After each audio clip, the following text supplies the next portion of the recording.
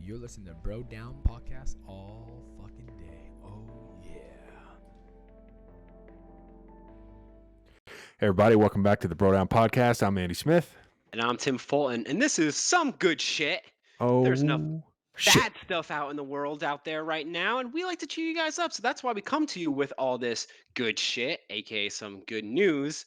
I got 4 cool stories for you guys. You ready? Ooh, lay 'em on me, brother. Damn on me. So it takes the world ending to make it happen, but we have a new episode of Parks and Rec.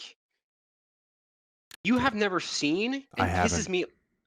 You know what? It is like The Office, but the outside version. Okay. It's one of those. It's just like The Office. It's one of those shows where you love it and you get addicted to it the second you start watching.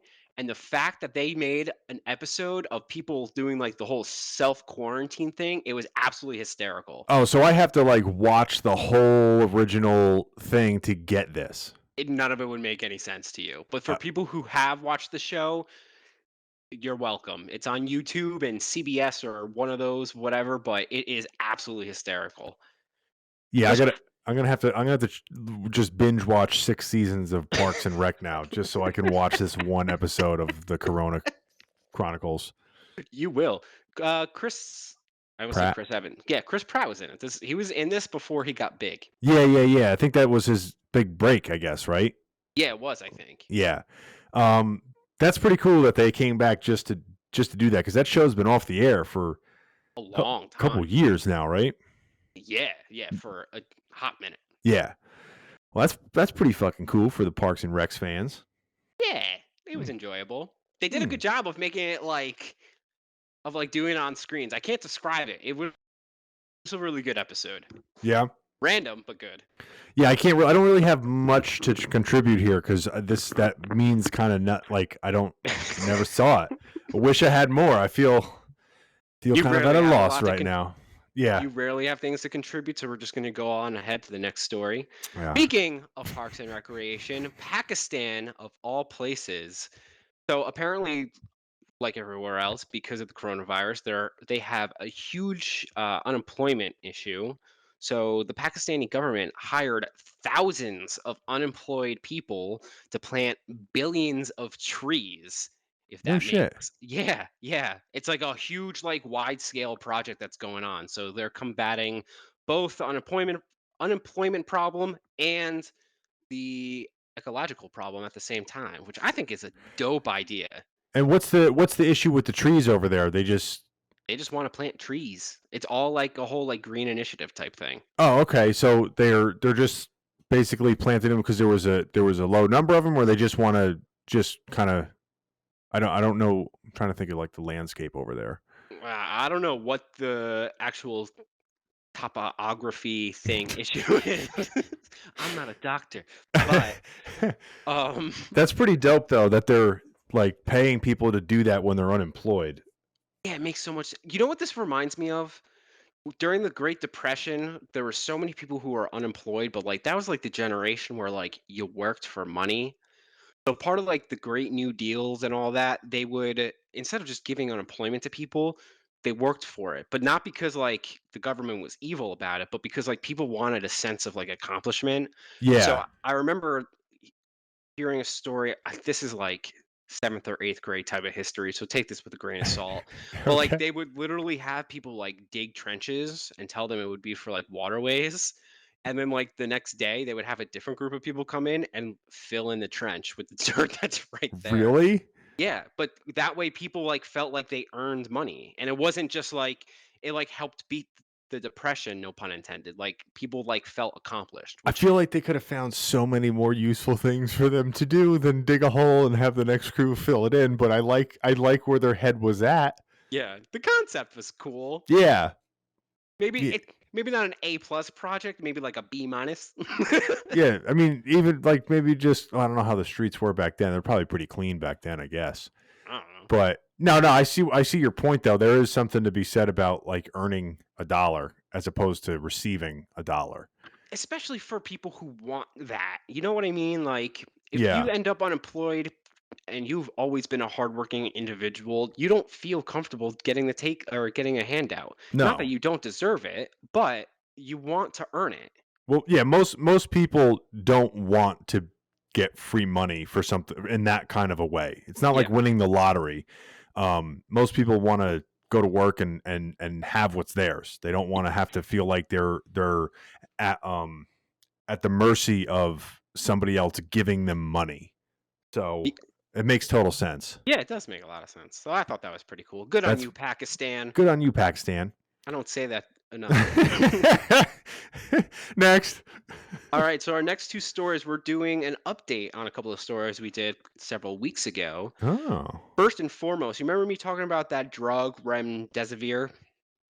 that sounds like a cologne or a perfume. You might have said that the first time. I So might have. remdesivir was the corona drug that had gone through an initial clinical study. They said don't get your hopes up too much, that it was going to be some like miracle cure thing, but things were looking super duper positive.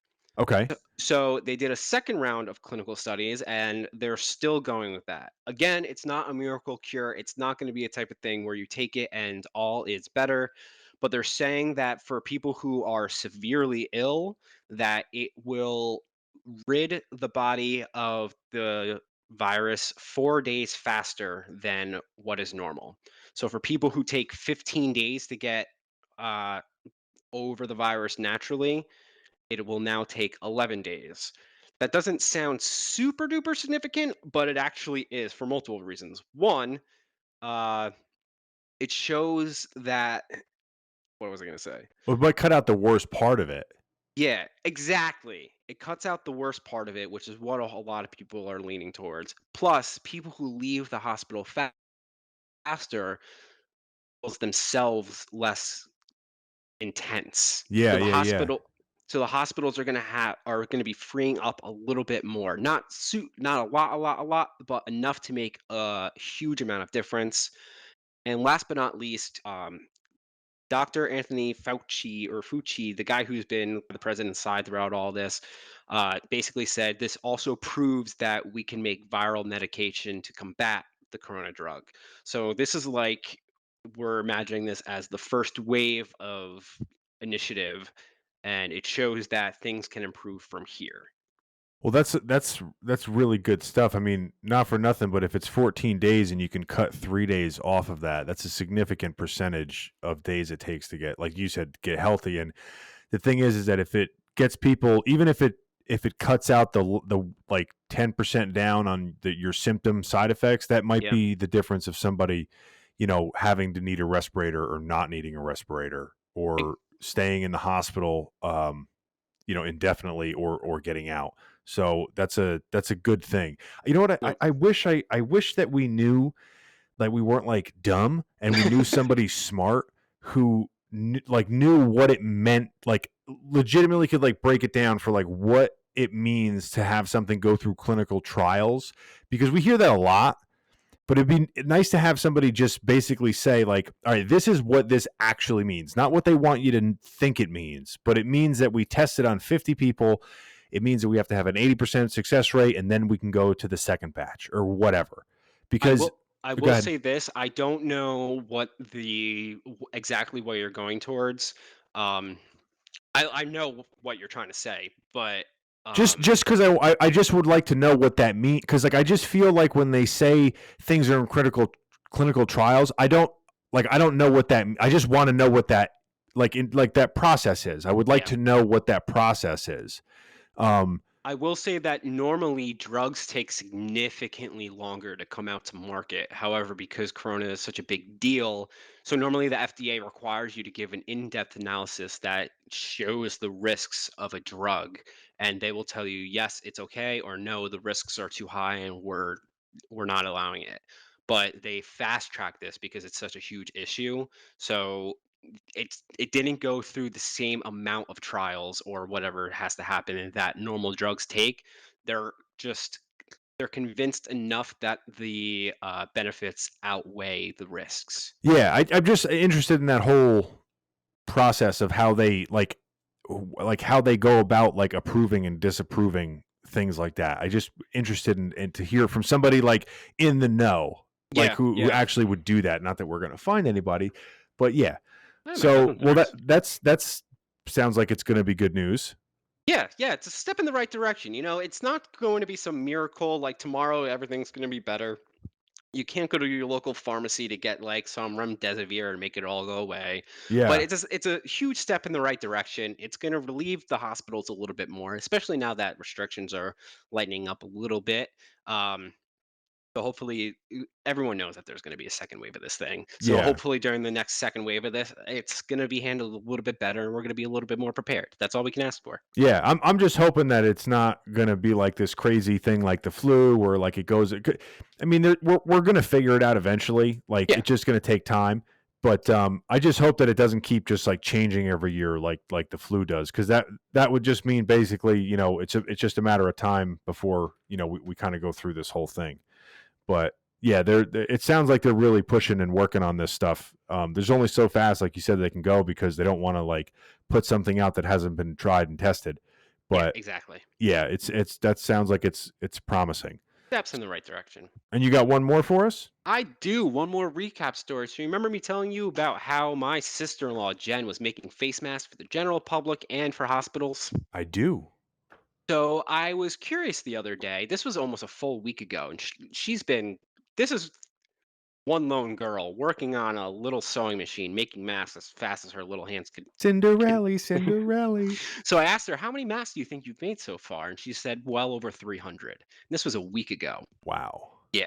So it's gotten to the point where not only has she given them to the hospitals, every food station in my town or food service group has gotten masks from her. We have McDonald's wearing her mask. Every single deli is wearing her masks. People all over the place. You like see strangers wearing her masks constantly because they're becoming so popular. That's And so dope.